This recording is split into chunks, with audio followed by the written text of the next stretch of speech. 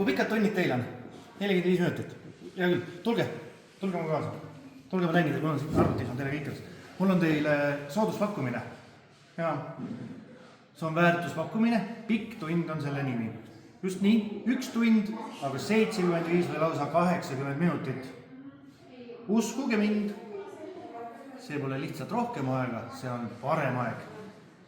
Ja mina olen koolijuht, kas ma võin küsida, mis valdkonna inimesed teie olete? Sina oled õpilane. Ma tean, mida sina selle pakkumise kohta mõtled. Kas ma tõesti pean nii kaua istuma ja kuulama? Mõtle korra teistmoodi hoopis. Pikk tund ei ole pikk loeng. See on aeg, kus sa saad päriselt arutada, päriselt teha, päriselt mõelda. Seal on aega uurimiseks, katsetamiseks, eksimiseks ja uuesti proovimiseks. See on koht, kus ei pea kiirustama teemalt teisele, vaid saab keskenduda. Ja tead mis?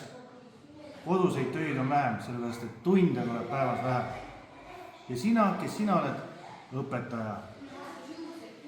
Sul on õigustatud küsimus, kas ma jaksan, kas mul on metoodika, mis seda toetab, kas mu päev venib pikemaks, mõistan. See on muutus, aga sa jää sellega üksi. Mina koolijuhina ei tule selle ideega nagu kataloogi kaubaga, et näed, siin on, teeme ära. Katsetame koos, teeme väikese sammu, vaatame, mis töötab, mis ei tööta. Jagame kogemusi, julgustame ja see pole veel kõik. Pikem tund tähendab võimalust õpetada nii, nagu sa oled kogu aeg tahtnud. Rahulikult, süvitsi, hoovalt. See ei ole lihtsalt muutus, see on võimalus. Ja sina, kes sina oled? Sa oled lapsevanem. Ma tean, mida sina mõtled. Sina mõtled, kuidas see pakett mõjutab minu last. Tahad, ma annan sulle ausa vastuse. Alguses võib see olla harjumatu, aga see tähendab pikemat koolipäeva. See tähendab rahulikumat koolipäeva. Vähem tunde iga päev, rohkem keskendumist, vähem stressi, võib-olla rohkem rõõmu hoopis. Ja kui sa muretsed, et sind ei kaasata, ära selle pärast muretse. Me räägime, arutame, kuulame. See ei ole valmis otsus. See on koos toimimine, koos loomine, me teeme kõike koos. Ja sina, kes sina oled, mis valdkonnast? Sina oled koolipidaja. Ma tean, miks sul murekortsud otsa ees, sa mõtled, kui palju see kõik maksab.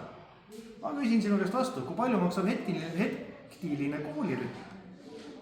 Kui see muutus aidab meil ennetada väsimust, hoida vaimset tervist, parandada õppetulemusi, see ei ole kulu, see on investeering. Ja ma näitan teile, kuidas me seda teeme. Teeme targalt, sammhaaval ja läbimõeldult. Teate, muutus ei sünni käsu peale. Muutus tuleb mõtestada, selgitada, ka müüa. Mitte trikiga või survega, vaid kuulamise ja kaasamise kaudu. Mõtlete, et koolijuht kui müügimees. Jah, võib tunduda naljakalt. Aga kui see tähendab, et ma oskan luua usaldust, avada silmaringi ja klassiruumi tuua muutuse, mis päriselt toetab õppijat, siis olgu nii. Koolijuht võib ka müügimees olla. Ehk siis teile kõigile 4 minu pakkumine on lihtne. 1 tund, pikem, aga sisukam. Tule proovi, räägime edasi.